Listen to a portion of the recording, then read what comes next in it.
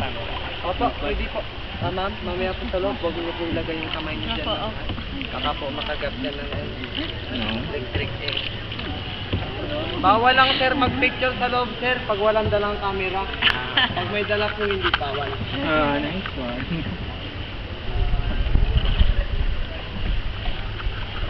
Okay sir, ma'am. Good morning.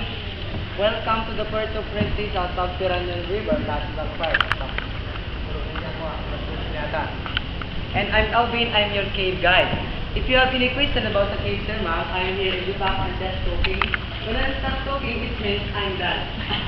Okay sir? Yeah, thank you for turn on the light. And ma'am, sir, reminder, if you see on the ceiling, please keep your mouth closed. Yes?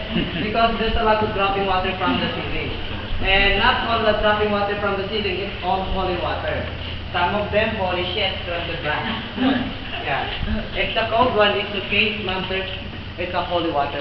But the warm one, holy shit from the ground. It's a bad shit. And then our tour is a 45 minutes, more or less.